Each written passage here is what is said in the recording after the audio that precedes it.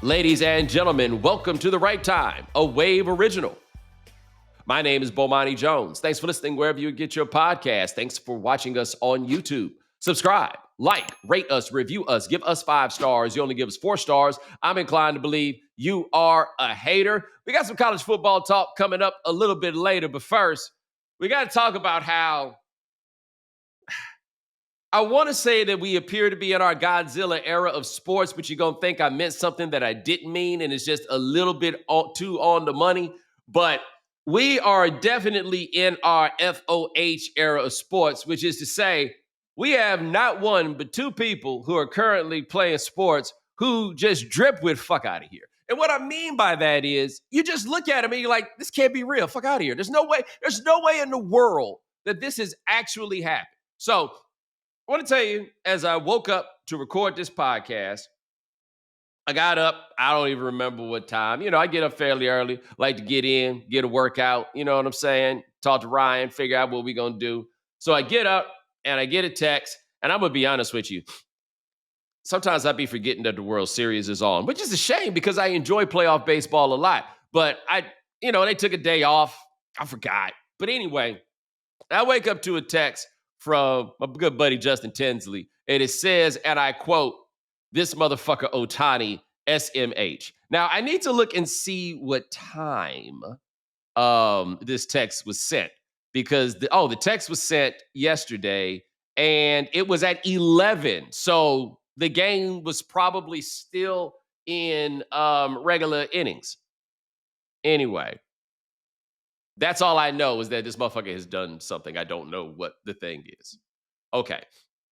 So I go to work out and I run the workout through the television, right, in the living room because I live in New York. So, you got to use rooms for multiple purposes. So anyway, I'm running it through the living room TV. I turn the TV on.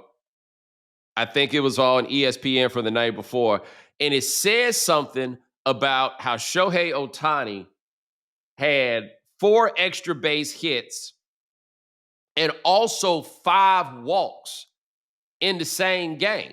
And I honestly didn't understand how such a thing was possible.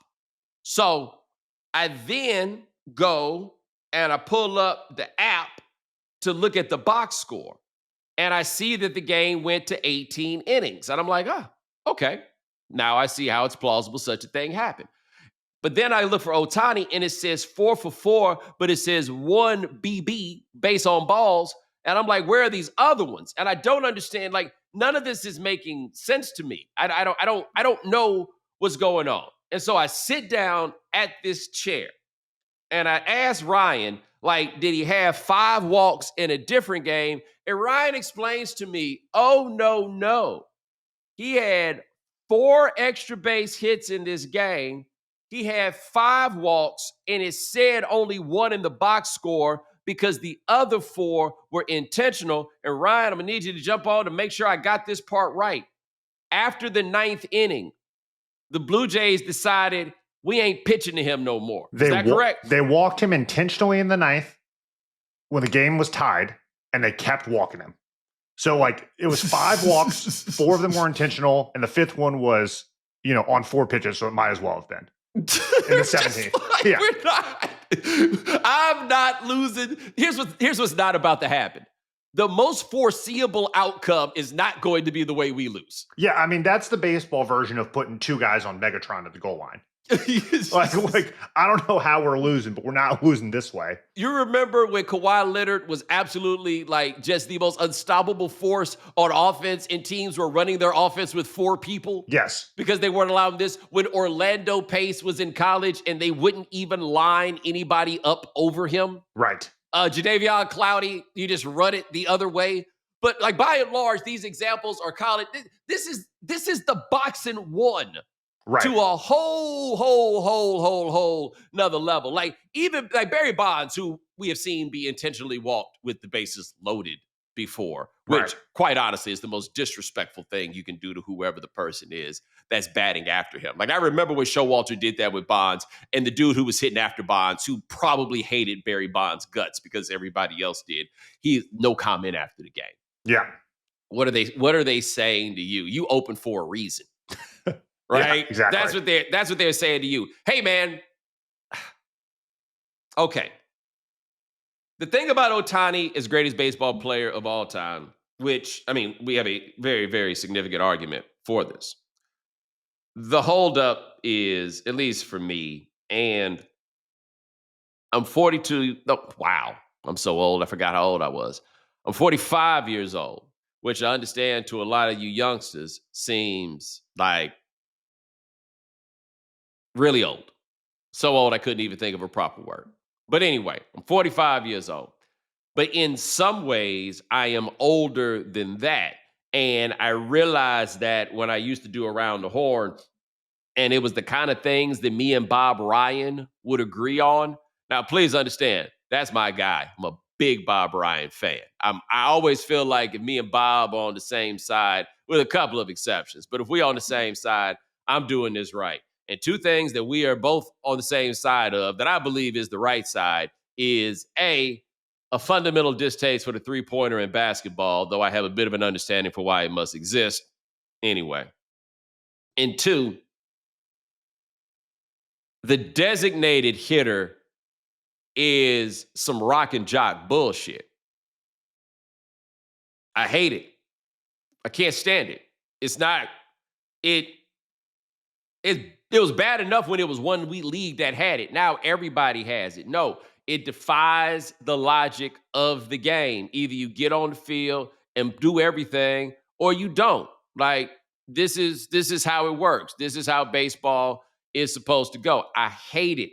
And so my issue with Ohtani is he doesn't actually play the field. So, he's just limited to being a dude who does 50-50 and pitches really well. But I ain't never seen him run around in right field. I understand why that may seem silly to you, but I think it's a fair holdup. You know what I'm saying? But it's becoming the only holdup.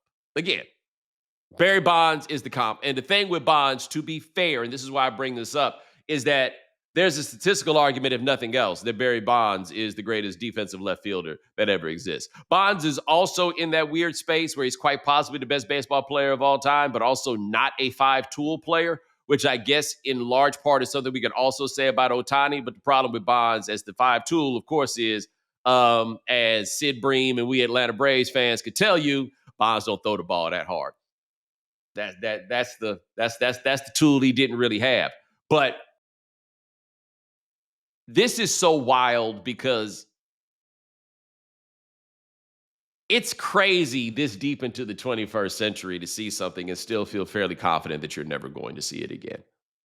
You know what I mean? Like the idea that you're never going to see something again after a lifetime of having your expectations defied and still being able to look at something and be like, no.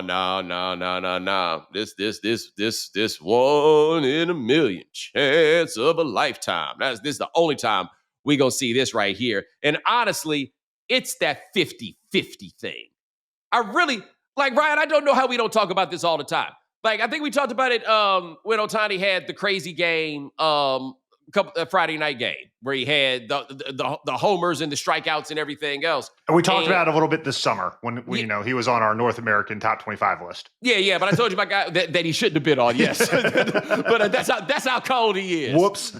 Yep, it happens. But our guy Mike Sealski was talking about there was a guy that pitched for the Phillies who in one game against the Big Red Machine, a team that had 4 Hall of Famers, all within the run of when they would have won. I mean, not Hall of Famers, 4 MVPs. In the run of which they would have won MVPs, by the way. But he said the dude had 2 home runs in the game and a no-hitter. And I'm telling you, you'd have heard about that all the time if you knew anything about me. That's my 4 touchdowns in one game. You better be ready. I don't know how we don't talk all the time about how this man rang up a 50-50. Like, I remember the first 40-40 and how crazy it was, right? And most of the 40-40s were a bit contrived because at some point the stats were being chased, right? To get to one of the 40s, there was it's kind of like those Russell Westbrook triple doubles at the end, right? I mean, it's not the full like Stockton assist record. Yes. Where it's like doctored, but it's like very clear. It's like not, well, their stats are doctored, but it's very clearly like you're chasing this goal. Yeah, they're being padded. Like, Yeah. that is what stat padding is. Exactly it. But 50-50, even if you're padding, you're only padding after you've gotten past the 40-40. This is it. I can't. How does he have the nerve to be fast? I mean, the game one of the reasons it went to so many innings is in the ninth, he tried to steal a base. Yes. Tried to steal a base, and he stole it, but he fell off. He got off the bag. Yeah. I would also make this note, though, that since you can run fast, have you thought about playing a little center field? I mean, that's the thing with the Dodgers is, I guess they got a zillion players. You got a zillion players. Like, they're walking. Here's the thing about the walks is they're walking Ohtani to get to Freddie Freeman and Mookie Betts. That's what I was about to say. Mookie Betts has got to be lurking there somewhere. Yeah. And I see that Freddie hit the home run to shut it down. I can't imagine how bad everybody involved wants to be home by the 18th inning. My hot take on sports is that no overtimes. No overtimes, man. Wildly overrated. Call it a tie. We'll come back later. I don't feel like doing this anymore. Yeah, I mean, it's like, especially if they're not like, it's the idea of playing baseball, where the game doesn't end. They played 2 whole games. Yes. Like, the idea of playing your 8th quarter in football is just like so preposterous, but with something we accept with baseball. Man, at some point, I'm the manager. I'm getting myself kicked out. I'm coming out there for no reason. Yeah. Like, dude, we called it a strike. We called it for you. Just throw me out of the goddamn game. I mean, the game went on so long, Kershaw pitched and gotten out. Yeah, I didn't know they were even going. I didn't know he was allowed to pitch anymore. Yeah. I thought the only pitch they were going to let him throw was going to be the first one. Like the one where the catcher don't wear no mask and everybody claps after you do it. I didn't think he was allowed to do that at all anymore. But we bring this up as we have reached this era. We have not had our chance yet to talk about Big Vic. Victor Wembanyama is like, he's the reason to get the league pass. Like, if you are into basketball like that, he's the reason to get the league pass. I can't lie. So far, all I have seen are short clips off of the internet. However, I can count and I can read those statistics, and we are never going to see anything like this again. Like, at some point, I fully acknowledge, and we all do, that this is going to have to turn into something, and they're going to have to do some measure of winning. And I feel like most of us kind of recognize that this is the time when this is going to happen. Right now, this young man in 32 minutes a game is averaging 31 points a game, 14 rebounds, and let's say almost 14. Let me be clear. Almost 14 rebounds and almost 5 blocks while shooting 60% from the floor and 36% from 3. And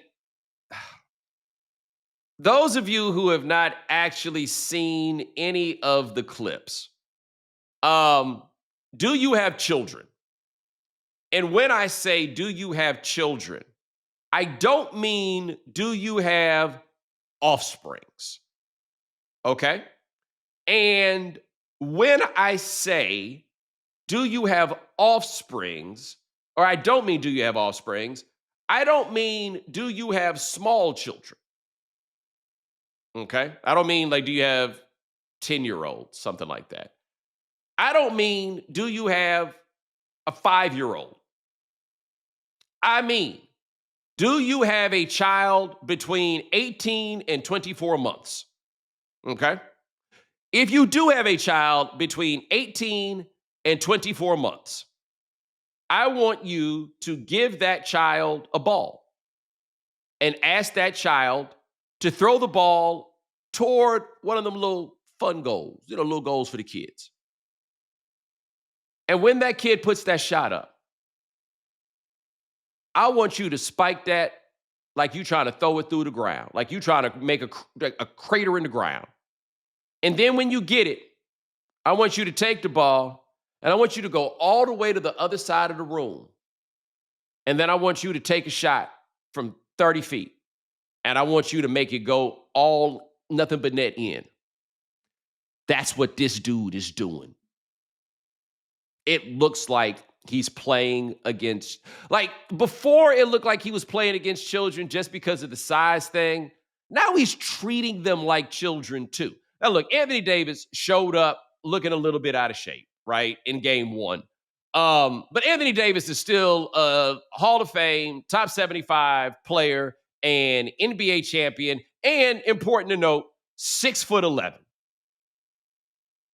He couldn't do anything with Victor at all. Nothing. Nothing. So this guy's 7'5" and doing these things, shooting step back threes and hitting people with low crosses. Like, it's one thing that you got to figure out how to guard somebody that tall. It's another thing when there's a legitimate question as to whether or not you're going to be able to keep him in front of you. Like, I talked to a guy who has played with him during the preseason, just a text. And the response was 4 words. He's the one, bro. Brian, you're a little younger than me. So I have I got a little more historical perspective here, but I don't even think that matters. No. Like this is, how is this a thing? It's just like when you talk about the height gap, like the rumor is he grew to 7'7". You know? As if those 2 inches matter, by the way. But I mean, just think of how tall a 6'7" person is when you see them. Like you're walking around, you see a 6 person, like that is a objectively tall person to look at. Now at a foot. Yes. Yeah, like Anthony Davis standing next to Victor. It's kind of like, you've seen this, me standing next to Melo. Correct. Right? Or like Rudy Gay. Rudy Gay pulled up at that event that we did in Las Vegas, and I didn't even recognize him because I wasn't looking up. Like, I was walking through the door and looking this way, and I didn't see a face. It's like a human being. It's like a human being's on a different floor. Yes. And I'm not, neither of us are short people. No. Like, I actually think that me and you are like the Twin Towers of podcasting. Like, especially non-NBA player podcasting. Yeah, we're front court players for sure. Yeah. We're showing up and we putting our backs on people. Yeah. And then we call for the ball. Rudy Gay walked past, and I had to apologize to him when I saw him later because I didn't want him to think that I had ignored him. I just wasn't looking up that high, big dog. I saw this interaction. It's exactly what happened. it's Ships in the night like this. You know what it's kind of like? And living in New York, this happens. I don't know if this has happened to you. How many times I walked past the Empire State Building and didn't realize that it was the Empire State Building? Correct. Because it doesn't seem like the Empire State Building unless you're looking up. So you just get off on 34th Street, and there's lots of reasons for you to be on 34th Street. Yeah. But when you're walking past the Empire State Building, what makes it the Empire State Building, you don't see because you're going this way. That's what it was like with Rudy Gay. And Rudy Gay is 8 inches shorter, at least, than this guy that we're talking about. Yeah, it might be 10. Yeah, it's ridiculous. It's on the board. And it's not just like dribbling, kind of crossing people up. He's kind of, sort of, and one crossing people up. And now he's hitting people in the chest with his shoulders and moving them back. What are you supposed to do? And I am certain, and I haven't heard anybody say it yet, but I am positive. Okay, here's what okay. My favorite Victor Wembanyama moment of all time is when they played like one of them hoop summits, right? They played one of them hoop summits, and this is when Scoot Henderson was a thing. And I probably talked about this here, but I'll never get tired of telling the story. They were playing against Scoot Henderson, and they were asking him about how good Scoot Henderson was. And I think this was an interview he did in French because he does the most in French. And he said, yes, Scoot Henderson is great. He would definitely be the first player drafted if I had never been born. Also, I believe it was his rookie year, and Rudy Gobert won Defensive Player of the Year. And in French, Victor said, congratulations to him because it's going to be the last one that he wins. I say all that to say that if we're at the point now where he's doing this to people and he's putting his shoulder in people's chests, I assure you that he is talking cash money shit to some of your favorite NBA players. I promise you that he is. I can only imagine how annoying it is to have somebody talking shit to you that's that skinny and speak French. I just can't. Can you imagine when he goes to put his shoulder into what he thinks is your chest and he puts it in your face? Yes, I had not thought about that part. Just think of the physical, like he goes to lower it down and you get the uppercut. Right. What does it, the physical wherewithal it takes for him to elbow you in the chest? Yeah. Or any of those things. He's coming down at an angle. He's giving people the people's elbow to elbow them in the chest. This is the beginning. And he went and kicked it with the Bucks. It is that by the way, his decision to go kick it with the Bucks is definitely a litmus test of sorts of how we feel about things based upon whether or not we like you. If Aaron Rodgers had gone and taken that trip with the Bucks 2 years ago, we clown it. I'll be honest with you. If Aaron Rodgers went to hang out with the Bucks this year, we might think it's okay. But Victor went to go hang out with the Bucks, and I'm like, oh, y'all gonna be in trouble now. This man is honing in that focus. Focus is a skill. Focus is a resource, and he appears to be honing and stocking up at the same damn time. So, okay, he is physically unlike anything we have ever seen. He is out there hanging out with the monks. And if you saw the way that he reacted when France lost that silver medal game, his plan is to come to the United States and take it over in 2028. Like, I feel like, or at least in my brain, I have concocted this full-on narrative that is the origin story. Is going to be they lost that game at the crib, and he can't wait to come to this good old US of A and put the hurt on us at our own crib in Las Vegas. And then, maybe not Las Vegas, Los Angeles. Oh my God, if they had the Olympics in Las Vegas, people would be missing events. Let's just start talking about something else.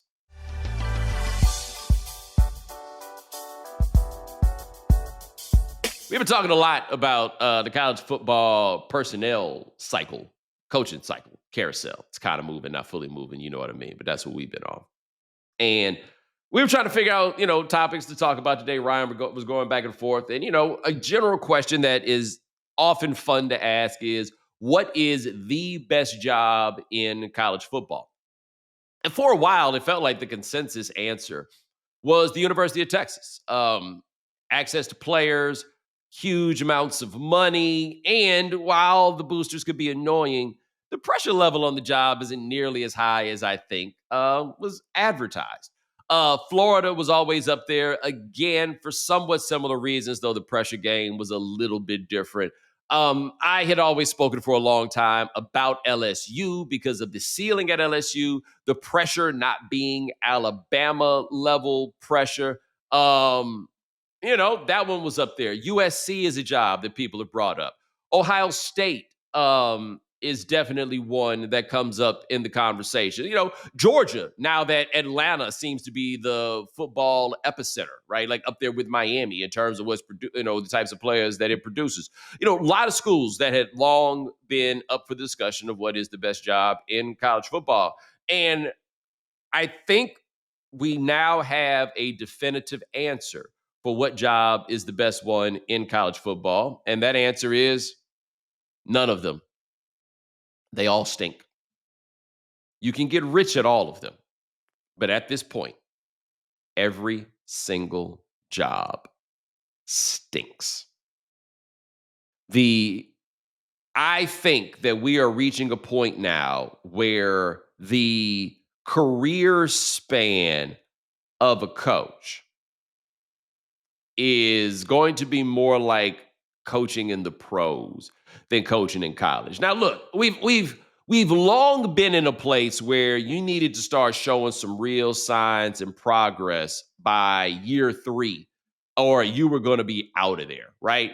But getting fired at LSU after 3 seasons where you won 29 games and then a season with 3 losses to teams that are currently in the top 10 That's different. That is different. And I've got to wonder. I mean, first of all, let me explain in part why I believe that we're at this place now where basically all these jobs are like kind of sort of the same and like not being good. You hear a lot of discussion about how NIL has leveled the playing field. And I don't fully agree with that. What I do think that the NIL era has done is it has raised the ceiling on what is possible at certain schools. So, for example, the ceiling has changed at Texas Tech because it's more likely that they can get an amazing player or two and then put that together with some magic and, a little scheming. And now this is a team that, for whatever reason, can be in the top 10 in ways that it had done before, but not, come on, not really.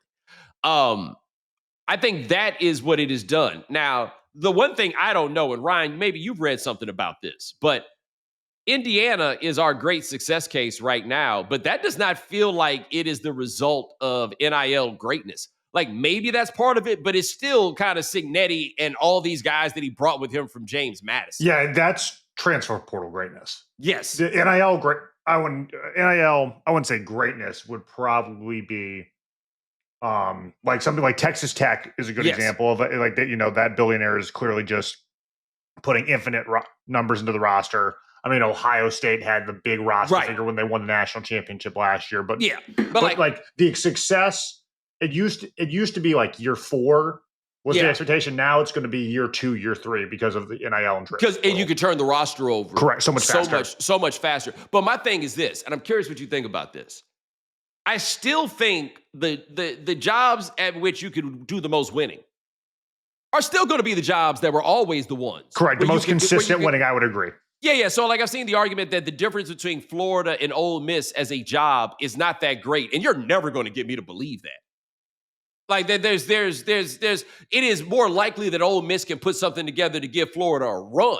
Right. But you're not going to convince me I think the gap is smaller than it used to be, but I think that Florida is still Florida. Yeah. The best job in the country before before the NIL era was Ohio State. And it is now Ohio State and will continue to be Ohio State because, again, want to is the biggest factor here. And you will see the NIL stuff catch up. Some schools are going to be slow to get there. But once they're going to realize, like Pat Forty talked about this with Florida State, all their allocation toward facilities. You spent money on facilities when you couldn't spend money on players because what you did was lure them to come to campus anymore. Now you pay them to come to campus. So you don't do that. The best schools for winning at are going to be the same. The problem is everybody's going to expect to win now in a way that everybody did not expect to win before. And the expectation of winning for the schools at the top is going to be so much greater that none of these jobs are going to be good. You saw in college basketball that once this era started, all the legends started walking away. Jay Wright, Mike Krzyzewski, Roy Williams. I think there are more that we could point to who looked around and were like, hey, baby, this ain't my kind of job. Nick Saban looked around and was like, hey, I don't think this is what I want to do. I'd rather get up early and sit next to Pat McAfee than coach. Yeah, like we got to figure out this Sarkisian thing, the idea that his name was floating by the Titans and his representatives say absolutely that did not happen. However, that job seems really miserable to him right now. And I could understand how it would be. Patience is gone. And the idea that you do a job that involves working with young people, but patience is not an option, that sounds really stressful, right? You have to be patient, but you can't be patient. Like, how exactly are we supposed to get the job done under those probably circumstances? the biggest named recruit in the last 25 years. Yes. They went to, they're national championship runner-ups. They've had all the success in the world, and he seems very tired of it. Yes, all of it. Like, none of these jobs are good. What used to be the job to get is the job Mark Stoops has at Kentucky. A basketball school where if you can win 9 games every now and then, but keep it between 7 and 8, just don't be embarrassing. You can work there forever, and maybe they'll build a statue of you. Leonard Hamilton did that at Florida State in basketball, right? Just look, don't be bad. and everything will be okay. And I think those days are over. Like I look at that dude Fleck at Minnesota, who's going to consistently give you 8-9 wins at Minnesota. How long is Minnesota going to look at Indiana and be like, hey, so what you got? Matt Campbell at Iowa State. Someone who was rumored for pro Yes. jobs, and he's been stuck there forever. Now they might try and run him out of there. So let me ask you an interesting question about that one. No conference wants to look like it's small time, right? Right. But I think that we all acknowledge that the Big 12 is, of the four, it is number 4. Right, and this is with them trying to be forward thinking. Like they know they act like they're the small kid in town trying to get attention any way they can. They feel more like what the Big East was in the power blank, the power 6 at that point. And the bottom line is they don't have the right real estate, right? Like they have schools in Texas, but Texas and Texas A&M are taking players to another conference. They're not. The real estate has never been great for the Big 8/12. It never has been. And then the 2 best schools got out of there. Correct. But it's never been worse than it is now, right? Like they don't have it. They over there, I think that that's maybe the one place where you could have some more realistic expectations because you can only take this but so far out of this conference. Like that's my thought. But SEC, Big 12, all those jobs are bad. If Vanderbilt is out here holding together a top 10 season, your job just got bad anywhere around there because nobody's trying to hear that you can't do it. If Indiana is a top 5 school, nobody's trying to hear where you are that you can't do it. Like you're going to get your check at these jobs. You are going to. But I don't even know really what a personnel market looks like if these coaches are going to be really getting tossed out of here after 3, 4, 5 years. Like sometimes a rebuild is supposed to take 2, 3 years. I don't even know how you're supposed to build the culture that's supposed to be the important thing if the players are turning over so fast. Like none of this is going to make any sense. None of it is. Are we going to start rotating younger coaches in more? Is it just going to be a longer lifespan of retreads because you're going to need somebody that can get this up and going off the ground immediately? Can you afford to take the time to go through some growing pains? Case in point, Marcus Freeman. There were some growing pains in getting there, but they got there. He dropped some bad games. He did. But that's going to happen. Do you remember when Dabo Swinney was terrible? Yes. Like the old takes exposed guy who generally doesn't bother me except when he's talking about me. But anyway, he used to go harvest all the Dabo takes. And I'm like, brother, were you there? Like, this was not a bad, this was like talking about Josh Allen early in his career. No. I was at the game where that flipped. It was, Yes. that was the LSU Clemson Taj Boyd throw it up to DeAndre Hopkins game. That's right. But Dabo was doing, it takes time for a young coach to get there. How hard is it going to be for those young coaches to get the time to turn the roster around? Like, this is about to hurdle out of control in so many ways. And the only thing that'll make it okay or somewhat interesting is that college football's most wonderful, entertaining quality is chaos.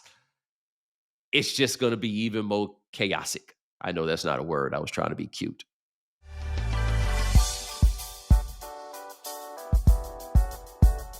Football is back, and so is your shot at big wins. With DraftKings Pick 6, the official daily fantasy partner of the NFL, your game day instincts can score you real money fast. Here's the play. Just pick more or less on 2 or more player stats, from breakout rookies to elite QBs, and unlock the upside every snap brings. The better your calls, the bigger your payout. And here's the kickoff bonus. New DraftKings customers get $50 in bonus picks with just a $5 entry on your first pick set. This season, play your player instincts. Download the DraftKings Pick 6 app now and use code Bomani. That's code Bomani. Play just $5, get $50 in Pick 6 bonus picks. Make the call. Ride the upside. In partnership with DraftKings Pick 6. The crown is yours. Gambling problem? Call 1-800-GAMBLER. Help is available for problem gambling. Call 888-789-7777 or visit ccpg.org in Connecticut. Must be 18 plus. Age and eligibility restrictions vary by jurisdiction. Pick 6 not available everywhere, including New York and Ontario. Void where prohibited. 1 per new customer. bonus awarded as non-withdrawable pick six bonus picks that expire in 14 days. Limited time offer. See terms at picksix.draftkings.com/promos.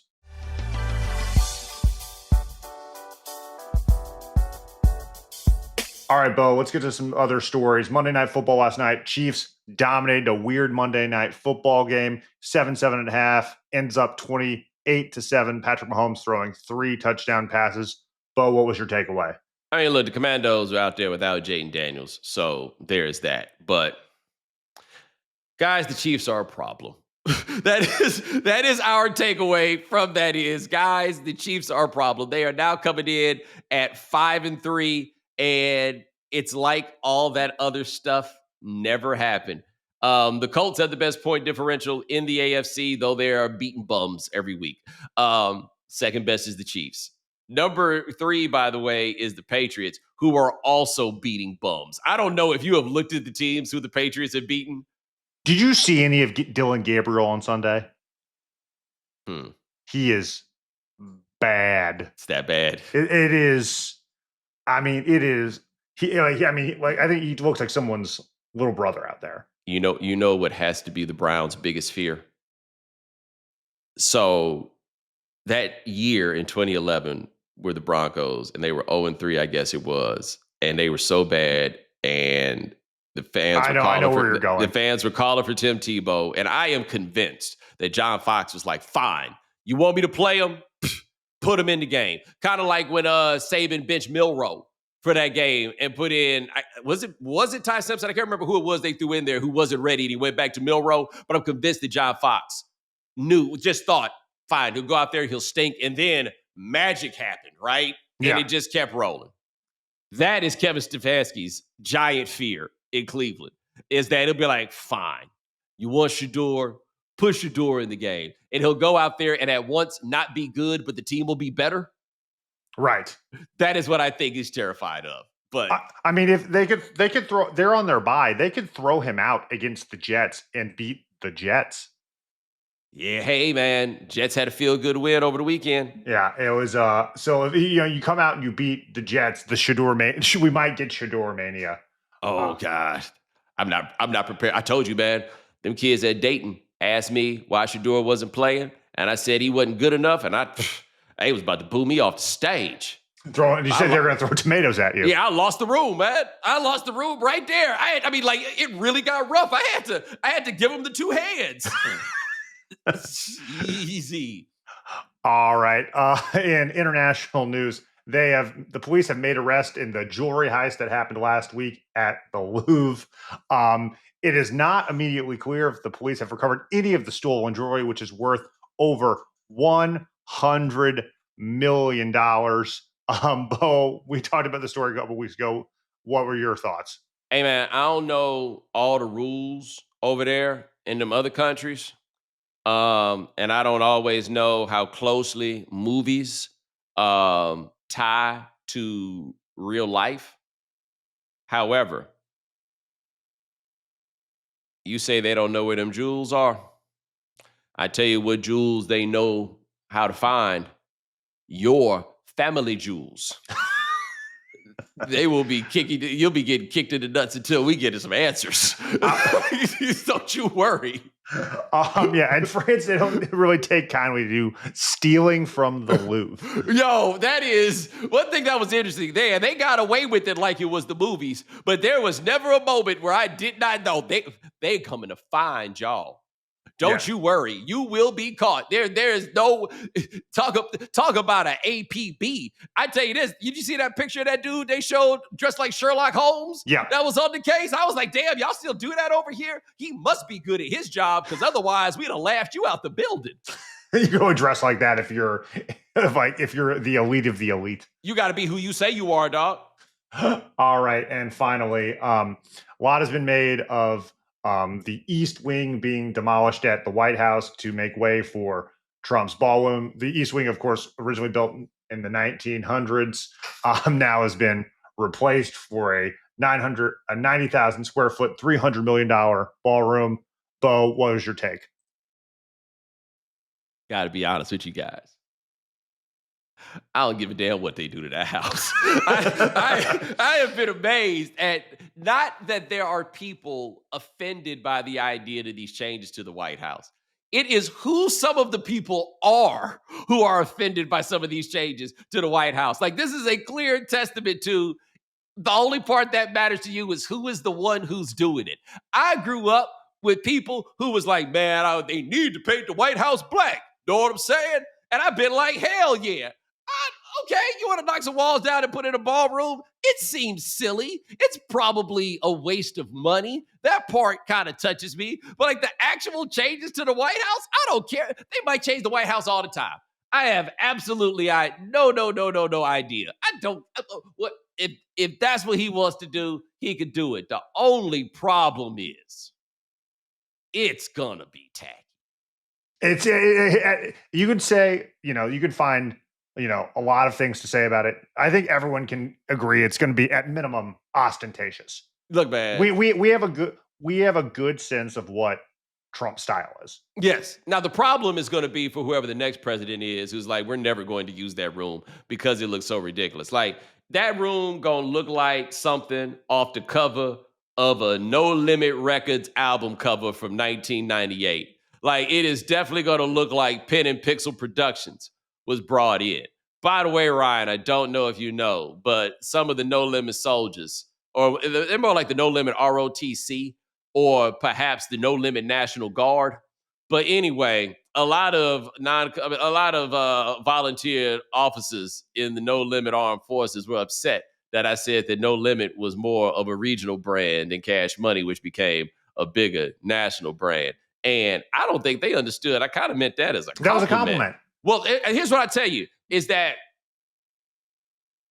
you throw on some No Limit now in places where people aren't expecting No Limit, not everybody gonna know what you're doing. Correct. You throw back that ass up on, everybody's gonna know what you're doing. Like, No Limit got a bunch of dudes, you gotta be like, yo, you remember Fiend? And Fiend was cold, right? Or you remember Mac? Question mark. It was a lot more of them too, but you gotta do like a you remember blank. You ain't gotta do that with them Cash Money dudes, right?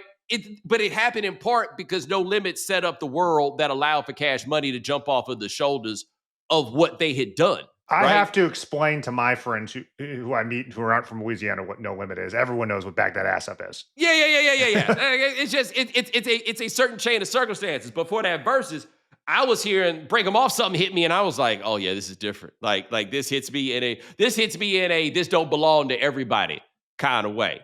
So anyway, stand down. You know what I'm saying? Stand down.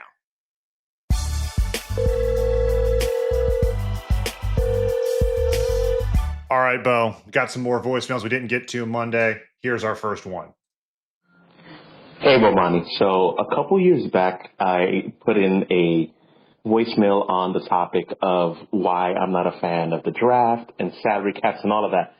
And I said that as a fan where most of my friends didn't like the idea that I was against them. And you said, no, that's a great idea, that there shouldn't be a draft. There shouldn't be a salary cap. So my question to you is, what's the way to implement that? Because maybe I'm biased growing up here in New York City where I'm a big Yankee fan, was a big fan of Jordan and of these like really successful teams. And I just see all this talk of parity and salary caps and drafts is just watering down the competition to ensure fairness when I thought we live in a capitalist society. Why are we not trying to ensure the maximum amount of talent and greatness in our sports?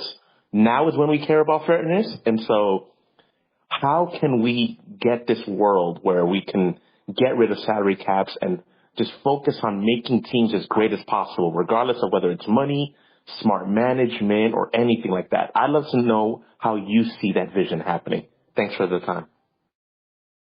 I mean, the unions have to fight back and get it. That's all it comes down to. And the dilemma is the sport without a salary cap is baseball. And without a salary cap, there also is not a salary floor. And so we just have team after team after team in baseball underspending. And you have these free agent years where, wow, everybody's getting the same exact contract. I wonder how that has happened in a sport where they've been busted for collusion, I believe, multiple times. But that's the issue. It's just a matter of the pushback. Now, the thing with the draft does not exist to create parity. The draft exists to suppress wages.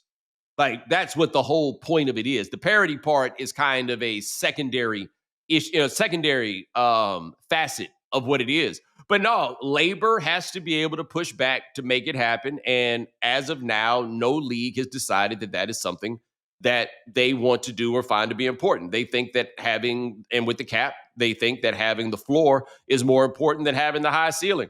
But they're the ones that's got to make it happen. Ain't nothing we can do about it at this point. The argument is the draft is anti-American. It is. If you're asking what is the argument and how do you, like, that is how you frame the argument. I just can't imagine somebody looking at me and being like, hey, brother, you're on your way to Salt Lake City. Hey, Bo, how's Milwaukee sound? Yeah, but I mean, they did that to NBA YoungBoy. Like, what I do? You know? Come on now. All right, here's our next one. Hey, Bo. This is CB from Texas, documented Shamar Moore hater. Got a question for you. What's your opinion? Right. The song Lady Cab Driver, to me, by Prince, is knowing that he played all the instruments, is probably the greatest musical masterpiece that Prince ever did.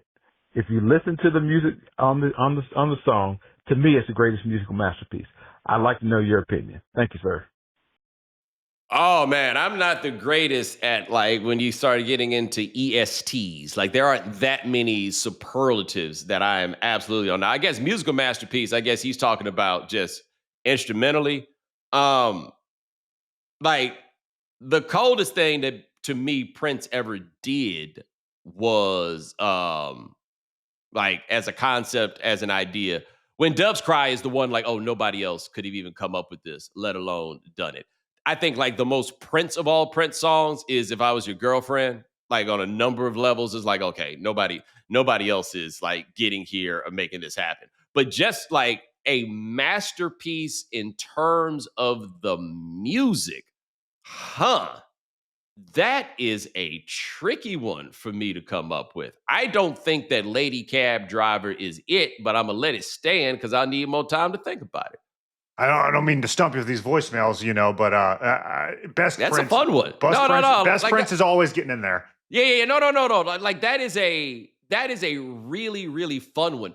Now, if you're talking about the ones where you're saying masterpiece, especially just because of the fact that he played all of the instruments, that could be a few different ones. But Lady Cab Driver, honestly, is not the one that jumped out to me as like, oh, we gotta have that one. The trick bag on it is Purple Rain.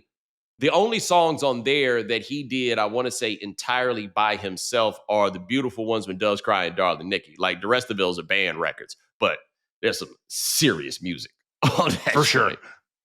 All right, here's our last one. Hey, Bomani, this is Alex from Detroit. I haven't missed an episode in a little over 10 years of The Right Time or The Evening Jones.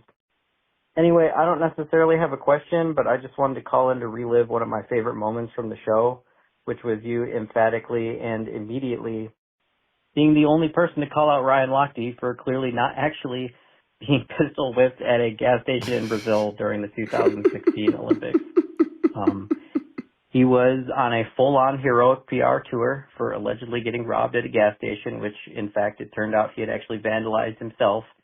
And as far as I know, there was only one man in the entire media landscape who knew that was an outrageous lie upon first listen, and I think it's worth remembering. So, anyways, I think about that a lot, and it makes me laugh. So thanks for a decade of thought-provoking entertainment. Shout out Shannon. Shout out the whole ship. The whole ship! Ryan, you know about the whole ship? I do not know about the whole ship. Oh, man. It just dawned on me that we'll have people who don't know about the whole ship. And so I'll share the whole ship here. And if my mama want to turn this off right now, she can, but it's a pretty funny story. So this is a legendary one. I've been telling this story for 15 years, and it never gets old. Okay. So my man's was at work one day. He was younger. Now he's my age. This is like 20 years ago. No, it's not. It was not 20 years ago. He told me the story in 2009 because I remember I sat on it for 2 years before I told it in public. And I had held on to it because he's like, yo, you can't tell the story in public. I said, okay. And then after I told it, I told him and he was like, yo, you really held on to that for a long time. And I'm proud of you. So anyway, This guy was at work, and the old heads were talking about getting divorced and the reasons they had gotten divorced. And one of them was talking about how, it would say his name is Johnny, right? And Johnny was talking about how he had a woman and she used to work at on a cruise ship, all right? And something happened and he started feeling like it was some shenanigans going on this ship. And then one day she came off the ship and the phone rang and he picked up. And keep in mind, this is 20-something years ago, so this is probably pre-caller ID, all this stuff. Anyway, he answered the phone, and somebody on the other end with a name, quote, like Jaime or Esteban or something, unquote, says, "Where's Gloria?" And so he's like, whoa, ho, ho, what's going on here? And so this man, like, bugged the phone at the house, because he's trying to figure out what happened. But he also then kind of like stopped thinking about it or whatever, you know. But yeah, like that was weird and moved on with his day. Yeah. And something happened. And he said, you know what? I'm going to listen to the bug on the phone. And so Gloria on the phone, and she talking to her mama. And she's like, I don't know. I'm just, it feels like Johnny knows. I'm nervous. Oh my God. What's he going to do when he finds out I'm fucking the whole ship?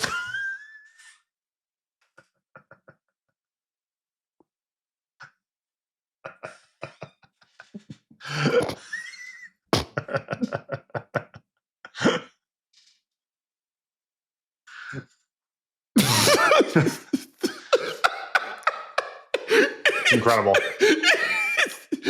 I don't know what it is about the three words, the whole ship. But it's very funny. It hits really hard. Yes. Like, whoa. Yeah. Yeah, that is simple yet descriptive. It's good writing. Yeah, that's impactful. That was the end, by the way, of the relationship. She was on the boat when he heard this, and when she returned home, it had to the whole ship. Ladies and gentlemen, thanks so much for joining us here on The Right Time. We do this 3, sometimes 4 times a week. My man Ryan Brumley handles everything behind the scenes. Thank you, sir. Remember, hit the voicemail line, 323-596-7767. Let us hear from you, 323-596-7767. Remember, follow The Right Time. Subscribe, like, rate us, review us, give us 5 stars. You only give us 4 stars, I'm inclined to believe you are a hater. And we'll talk to you in a couple of days. The whole ship!